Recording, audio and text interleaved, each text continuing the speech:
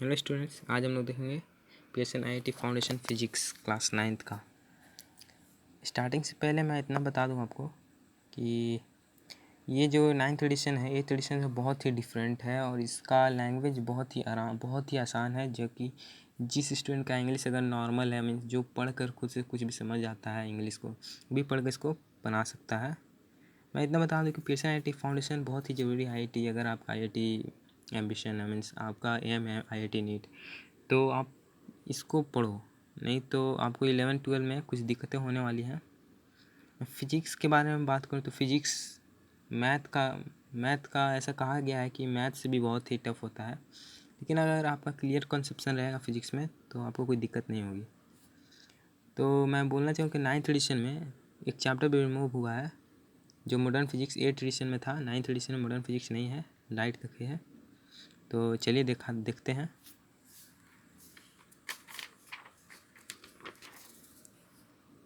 पहला chapter basic physics, units and measurement. Mechanics में आप देख रहे हो 4 चैप्टर है।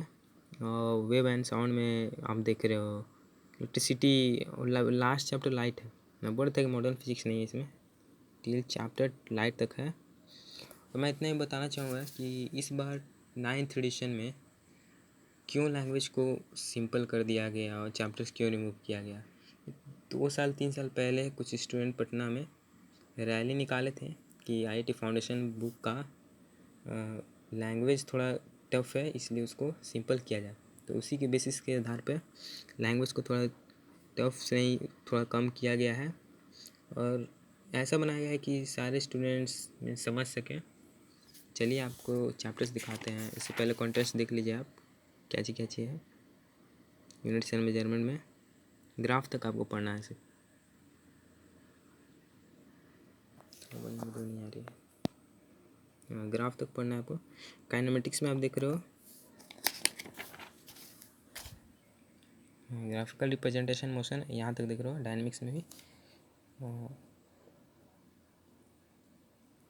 अगर हम लोग बात करें तो इस बुक में सबसे बड़ा चैप्टर डायनेमिक्स है। अगर आप डायनेमिक्स आपका क्लियर है तो आप 9th का अगर आप पढ़ लेते हो फिजिक्स, तो हमको लगता है कि आपको 10th का फिजिक्स हो गया, जैसे एनसीईआरटी सीबीएसई लोगों का या आईसीएसई, वो सब आपको बहुत ही बच्चा ऐसा क्वेश्चन लगेगा आपको। मीन्स अगर आप ये सब बना लेते हो तो आपको आईआईटी में दिक्कत नहीं होने वाली है। और इतना है कि आप 40% आप सीख चुके हो, मीन्स आईआईटी या नीट के लिए। मीन्स 40 से मीन्स क्वेश्चन बना सकते हो। मीन्स आप अगर आप स्टडी मटेरियल नीट का देखिएगा तो कोई क्वेश्चन आपको मिलेगा जो आप इसमें पढ़िएगा, उस सेम टू सेम उसमें भी है।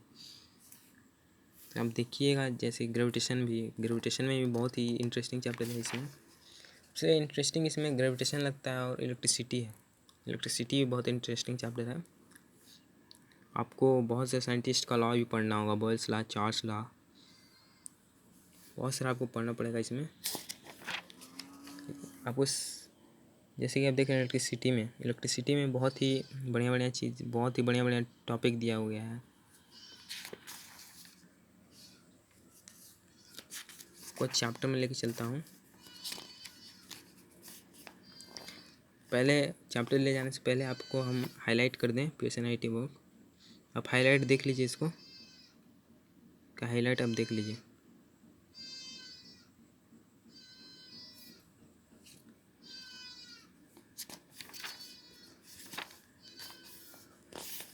आपको यूनिट्स एंड मेजरमेंट पढ़ने से पहले आपको वेक्टर पढ़ना पड़ेगा, जो आपको 11th में पहला चैप्टर है आईआईटी या नीट के लिए वेक्टर। इसे ही पहले बेसिक मैथमेटिकली आपको जानकारी होनी चाहिए फिजिक्स को जानने के लिए।